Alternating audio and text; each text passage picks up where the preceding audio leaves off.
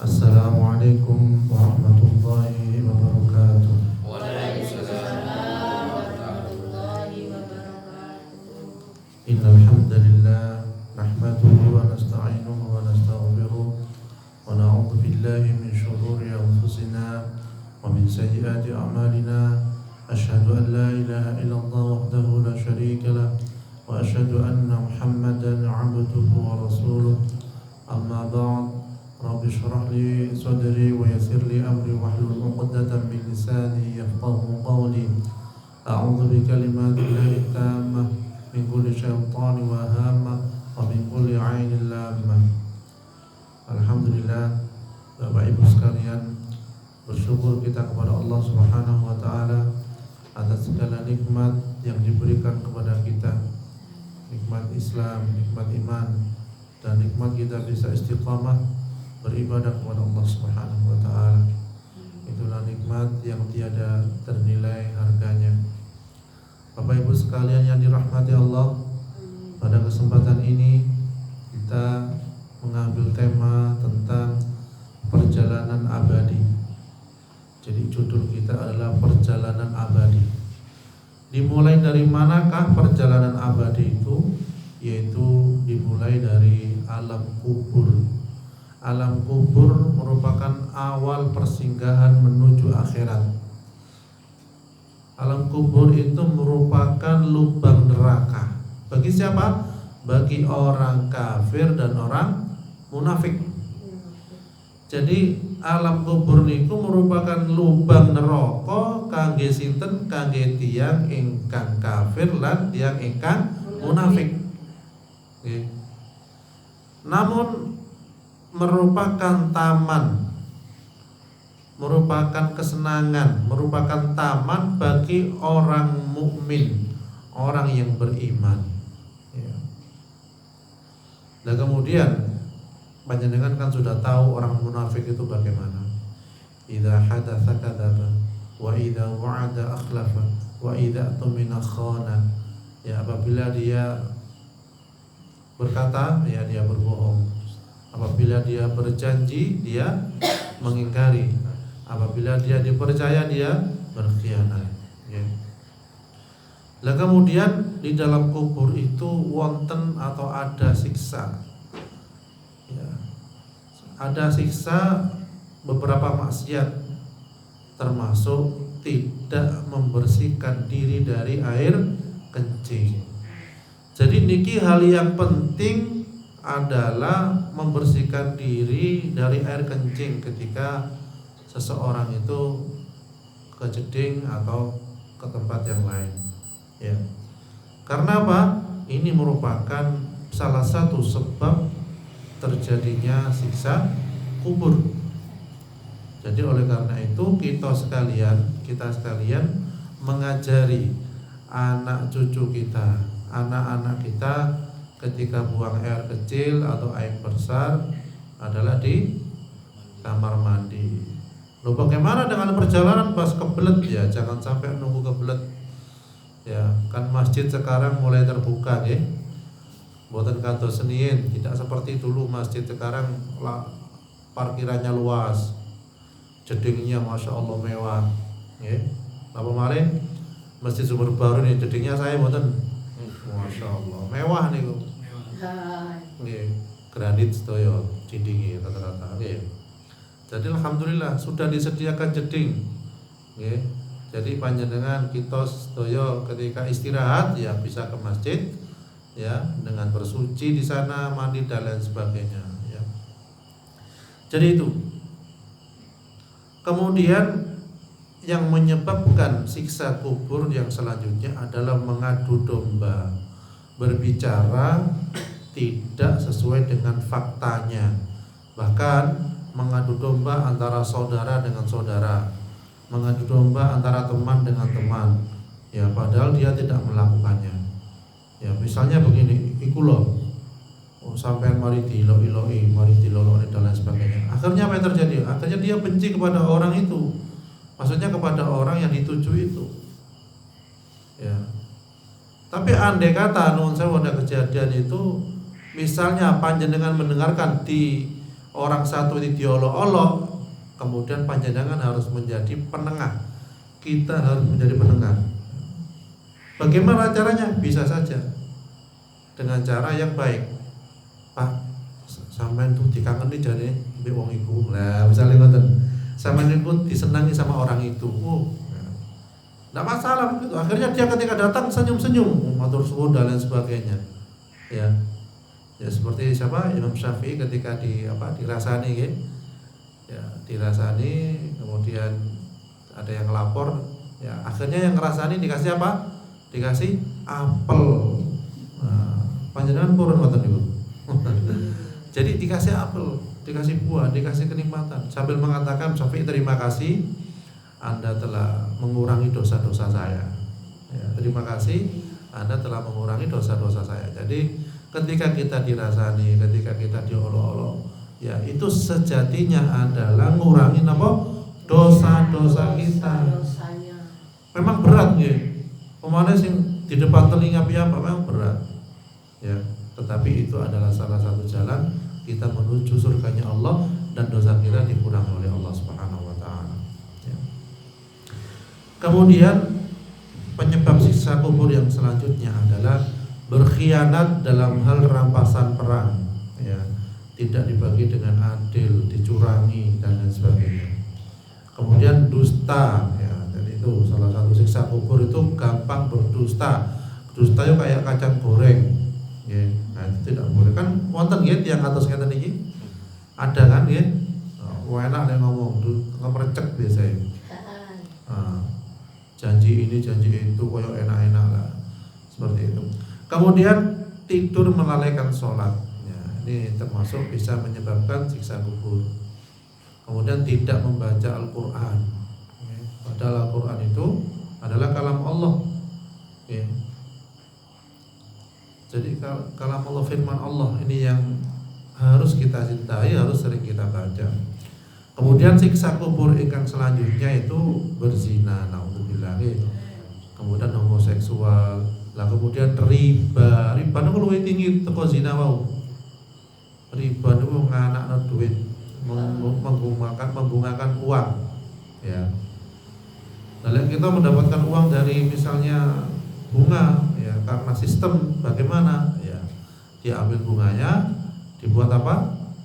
Disumbangkan ke jalan, ke selokan, ke got-got atau ke jembatan, ya, dibuat sarana umum.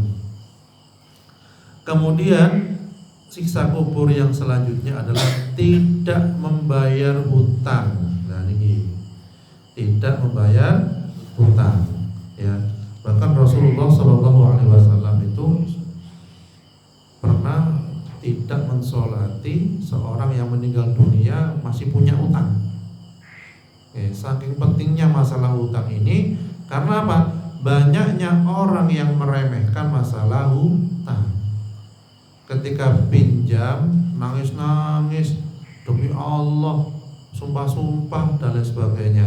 Tetapi ketika dia punya membayar hutang, pripun biasanya? Abot, angel, berat, janji bolak-balik ndak karu-karuan sampai entek jane. Bahkan ketika ditagih luwih galak sing diutangi daripada sing ngutangi. Sampai wonten nggih kisah cerita ono tiyang ngutangi tonggo-tonggone dan lain sebagainya. Ketika ditagih ya sampai ngomong ngeten, wis penjara ndak apa-apa aku wis. Lah sampai bukan malah bayar hutangnya, malah diancam pisah wis penjara ndak apa wis. Karena nggak punya mungkin, atau karena memang kadang tipologinya malas untuk bayar hutang. Jadi membawa beban di akhirat hutang ini, membawa beban di alam kubur. Sanes enak-enakan, mendingan kita menjual harta yang ada yang kita punya untuk bayar hutang daripada ngumpul-ngumpul barang, ngumpul harta, tetapi bebannya berat di akhirat, berat di alam kubur. Dan orang yang hutang terus dapat pahala. Jadi ngoten. Ya. Terus dapat pahala. Pahalanya mengalir terus, ya, sampai hutang itu dilunasi, dibayar. Jadi ngoten. Ya. Jadi panjenengan sing pernah ngutangi tiyang Yang pernah ngutangi orang sampai sekarang belum dibayar, silakan ditagih. Andai kata sudah ditagih berapa kali sudah tidak bisa, ya panjenengan serahkan kepada Allah. Ya Allah, dia punya utang kepada saya, belum bayar sampai saat ini, ya saya doakan, mohon ya Allah lancarkanlah rezekinya, ya. Jadikanlah dia mau bayar utang. Didoakan yang baik. Doa orang yang terzalim itu dikabulkan oleh Allah. Ya. Kemudian yang menyelamatkan dari siksa kubur itu apa saja? Bukan yang menjerumuskan seseorang ke dalam siksa kubur. Ini yang menyelamatkan seseorang dari siksa kubur. Yaitu apa? Nah, boleh enggak Bapak Ibu kita sekalian pingin selamat atau mboten? Nah, kita semuanya pingin selamat dari siksa kubur. Ya. Apa saja yang akan kita lakukan supaya selamat dari siksa kubur? Yaitu adalah amal soleh yang ikhlas karena Allah. Jadi kita niatkan segala amal soleh kita itu ikhlas karena Allah. Ini kunci diterimanya amal. Oke. Kemudian selain itu supaya selamat dari siksa kubur, kita juga berlindung kepada Allah dari siksa kubur. Kita nyuwun, kita minta kepada Allah agar kita diselamatkan dari siksa kubur. Bagaimana cara doanya? Ya kita yang kita bisa, kita doa yang kita bisa. Ya Allah, selamatkan saya dari azab kubur, selamatkan anak cucu saya dari azab kubur, selamatkan saudara muslim saya dari azab kubur. Malah saya ngoten. Ya. Kemudian selanjutnya yang menyelamatkan dari siksa kubur yaitu membaca surat apa? Surat Al-Mulk. Panjenengan sampun apal sedaya Ibu surat Al-Mulk? Oh, derek kalau belum hafal dibaca. Dibaca sebelum tidur. Jadi mau tidur berwudu dulu terus baca surat Al-Mulk terus tidur, Ya, jadi malah saya. Jadi Bismillahirrahmanirrahim. Tabarakalladzi biyadihil mulku wa huwa ala kulli syai'in qadir. Alladzi khalaqal mauta wal hayata liyabluwakum ayyukum ahsanu amala wa huwal azizul ghafur. Dan seterusnya. Niku kita baca.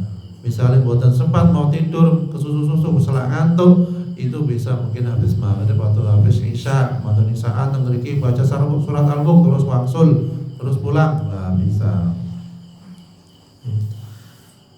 Jadi tadi yang menyelamatkan dari siksa kubur yaitu amal yang soleh karena Allah, kemudian kita berlindung kepada Allah dari siksa kubur, kemudian membaca surat Al-Mulk dan lain sebagainya, ya.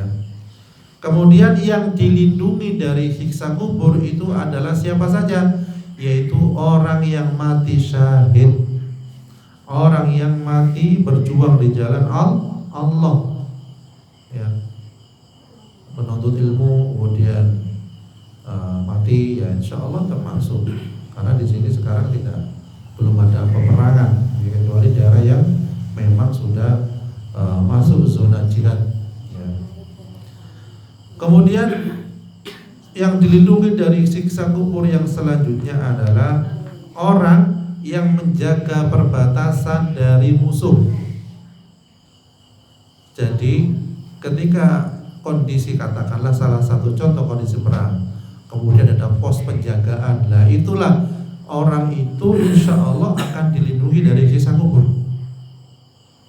Loh, bagaimana dengan kita menjaga pos jaga? Insya Allah termasuk ribat. Ya, ribat itu termasuk salah satu penjagaan dari musuh, dari maling. Ya, panjenengan mungkin di sini di depannya ada pos, ya. Misalnya kita jaga di pos supaya penduduknya aman dari musuh. supaya penduduknya aman dari maling dan lain sebagainya, insya Allah termasuk salah satu bentuk ribat atau pos penjagaan dari musuh. Dan insya Allah ini orang yang dilindungi dari siksa kubur. Jadi kalau orang yang jaga perbatasan, orang yang pos ronda ya, ronda di pos kamling dan lain sebagainya, ketika niat karena Allah, itu insya Allah akan dilindungi dari siksa kubur dan termasuk ribat ya. Nah kemudian siapa saja yang dilindungi dari siksa kubur yang selanjutnya, yaitu adalah orang tiang yang meninggal pada hari apa? Jumat. Jadi orang yang dilindungi dari siksa kubur diantaranya adalah orang yang meninggal pada hari Jumat. Ya. Jadi seperti itu. Kemudian yang dilindungi dari siksa kubur yang selanjutnya adalah orang yang meninggal karena menderita sakit perut. Nggih wonten nggih kadang nggih? Ya kadang orang yang meninggal karena sakit perut, tapi sakit perutnya harus jelas. Ya, mari ngombe spiritus, pol petenge loro mati lah, beda niku. Nggih. Mabuk berarti. Karena ada anak sekarang mabuke beli komik sak pinten biasa ya, sarenteng diminum dan lain sebagainya, kemudian mabuk teler sampai 12 jam. Nah itu sengaja. Nah kemudian tidak sekedar teler, bablas ya, wafat. Ya itu bisa jadi mati syahid, tak sangit maksud lo, sanes mati syahid. Nauzubillah min dzalik. Jadi anak-anak sekarang kreatif, caranya mabuk tidak boleh beli alkohol, beli komik. Ya pun ditiru kayak gini. Ya, dicampur-campur dioplos ya. Wonten kejadian sampai mungkin tidak punya dana nggih, mabuke damel apa? Jamur ceretong. Nggih, jamur kotoran lho naudzubillah. Teleri ndak karuan sampai kayak kok. Jadi itu harus hati-hati. Walaupun sakit perut, tapi sakit perut yang salah. Ya, jadi termasuk yang meninggal karena sakit perut ini insya Allah termasuk yang dilindungi oleh Allah dari siksa kubur. Yang bisa jadi sakit perut karena kena sihir atau keracunan dan lain sebagainya. Ya, jadi itu. Bapak Ibu sekalian yang dirahmati Allah, kemudian perjalanan yang selanjutnya adalah tiupan sangkakala. Ya. Ialah sangkakala besar yang dikulung oleh Israfil, menunggu kapan diperintahkan untuk meniupnya. Yaitu yang pertama tiupan faza atau kematian. Ya, berdasarkan firman Allah, wa nufikha fis suri fasa'iqa ma fis samawati wa ma fil ardi illa ma syaa Allah. Dan ingatlah hari ketika ditiup sangkakala, maka terkejutlah segala yang di langit dan segala yang di bumi, kecuali siapa yang dikehendaki Allah. Ini surat An-Naml ayat 87 ya. Maka hancurlah alam semesta ya, ketika ditiup itu. Kemudian setelah 40 masa ya, ditiuplah dengan tiupan ba'ats atau tiupan kebangkitan, sebagaimana firman Allah, "Tsumma nufikha fihi ukhra fa idza hum qiyamun yanzurun." Kemudian ditiup sangkakala itu sekali lagi, maka tiba-tiba berdiri menunggu putusannya masing-masing. Kemudian hari kebangkitan Allah Subhanahu wa taala menurunkan hujan. Maka tumbuhlah jasad-jasad dari sebiji tulang pangkal ekor. Jadi walaupun tiang jasadnya tengkorak ini hancur, biasanya masih tersisa tulang ekor. Dan menjadi ciptaan baru yang tidak mati ya. Mereka dibangkitkan dalam keadaan tidak beralas kaki, tidak pakai sandal, boten beto sandal walaupun sandalnya keren-keren, tukune larang. Ketika dibangkitkan tidak pakai alas kaki dan tidak berpakaian. Ya. Mereka dapat melihat para malaikat dan jin dibangkitkan sesuai dengan amal perbuatan mereka. Jadi saking mungkin kondisi panasnya ya, sehingga banyak yang mandi dengan keringatnya sendiri sesuai dengan amal perbuatannya. Ada yang keringat sedang, ada yang tenggelam dengan keringatnya ya. Wong kita saja sumuk mawon boten betah nggih. Nggih. Jadi kita aja tidak ada kipas kadang merasa gerah, tidak bisa tidur dan lain sebagainya. Lah ketika dikumpulkan di padang mahsyar kayak apa rasanya? Seperti itu. Lah kemudian di padang mahsyar Allah mengumpulkan semua makhluk untuk dihisab. Mereka semua dalam posisi ketakutan, saking takutnya kayak orang mabuk. Ya. Dan pada hari itu setara dengan 50.000 tahun. Seakan-akan dunia mereka hanyalah sesaat saja. Okay. Matahari menjadi dekat sejauh 1 mil. Dan manusia tenggelam dalam keringat mereka sesuai dengan amal perbuatan mereka. Pada hari itu terjadi perseteruan antara orang-orang yang lemah dan para pembesar mereka ya ketika dunia ya. Misalnya raja rakyat dengan presiden, itu terjadi perseteruan nanti, dimintai tanggung jawabnya. Kemudian orang kafir berseteru dengan sesamanya, saling ngolok-ngolok, saling ngecek, tukaran tidak karuan ya. Kemudian orang kafir berseteru dengan sesamanya, dengan setannya dan dengan anak buahnya, tukaran, saling ngolok-ngolok. Itu gara-gara kamu, ya gara-gara kamu bisa, tidak karuan pun. Ya, jadi tukaran di dunia itu lebih dahsyat tukaran di akhirat. Ya, maksudnya di hari perhitungan. Dan mereka saling melaknat. Jadi saling kau kapok kamu, ya kok bisa nakmu lah, podo-podo kapok saling ngoten. Kemudian orang yang zalim, ya orang yang zalim itu bisa jadi masuk orang yang syirik, orang yang menganiaya diri sendiri, itu akan menggigit kedua tangannya dicopot dewi, tangannya digigit sendiri, ya. Kemudian neraka jahanam didatangkan, ya, ditarik dengan 70.000 tali kekang. Setiap tali kekang ditarik oleh 70.000 malaikat. Waduh, neraka ditarik pakai 70.000 malaikat. Kemudian jika orang kafir melihatnya, ia berharap menjadikan dirinya sebagai tebusan atau menjadi debu. Wis dadekno aku tanah, dadekno aku debu saja, tidak usah dihisab. Ya. Kemudian andai kata adapun para perilaku maksiat, ya, maka kemudian orang yang tidak membayar zakat, hartanya dijadikan lempengan api, lalu ia disetrika dengannya. Jadi orang yang tidak mau bayar zakat itu, hartanya itu yang tidak dibayarkan zakatnya dijadikan lempengan dari api. Wis gampang alit dijadikan setrika. Setrika ini gede. Tergantung zakat berapa yang tidak dibayarkan. Ya. Akhirnya orang disetrika nyes, karek tengkorae dikembalikan lagi, nyes lagi.